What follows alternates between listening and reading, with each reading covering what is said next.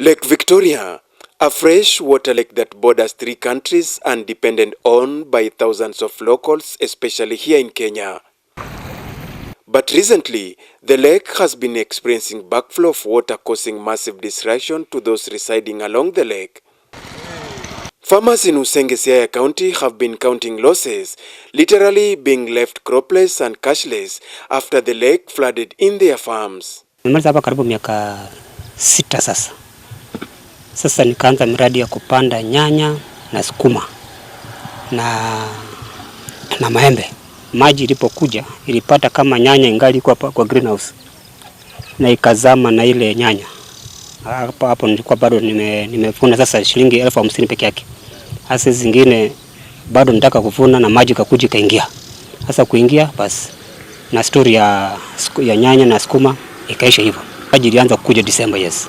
Ilikuwa inakuja tena inashuka. Hasa tunaendelea na kilimo. Lakini ilipokuja tukaona tu ni kama hali ya kawaida. Sasa ilipokuja nikakuja kabisa hadi kaibidi sasa tuhame.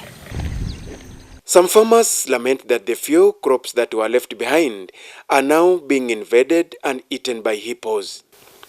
Maji ilianzika 2019 mpaka 2020. Ndio mvua ilinyesha, mvua ikakuja kavamia watu, sasa watu wakatoroka wakasonga mbali. Sasa imeleta manyama wamekuja kuvamia masamba. Hiyo ndio ilifanya watu kuanza kuchimba hizi masimu. Unaona hizo masimu yenye wameshimba hapo kuzuia saa hizo manyama kama kiboko.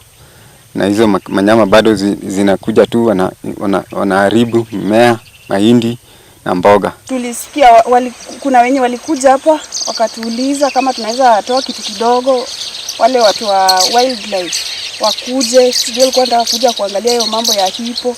Wakikuja hautasikia wameua kiboko. Itakuwa tu imeenda hivyo. Maji imejaa huko baharini. Sasa wanatoka huku nje wakijua kuna at least maji kidogo. Hii maji inaleta manyoka, inaleta vitu mingi, hata magonjwa. Sasa ukitembea ndani sana alafu kuna mdudu mwingine ambaye ako ndani akikuingia tu kwa mguu, hiyo mpaka wanasema mpaka upige hivi ndio atoke, lakini usipopiga ukitoa hivyo anatoka na nyama. Businesses along the shores have been paralyzed, forcing businessmen and women to flee back to safety areas. Mafuriko yamekuwa mengi na hapa kumekuwa na backflow ya maji kutoka kwa lake ikirudi juu, pamoja na ile mvua ambayo ilianza mwezi wa 3 mpaka saa hizi imekwamisha mipango yote ya kibiashara hapa, hasa sisi ambao ni wafanyikazi wavuvi na wafanyabiashara wa samaki.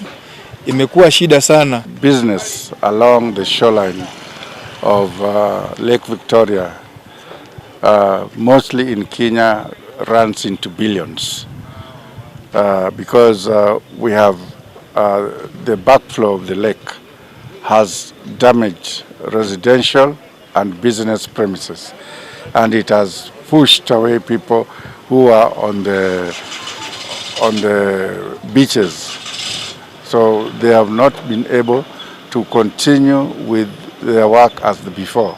According to Michael Nyaguti, an environmental activist, the backflow of the lake is a result of excessive silt in the lake.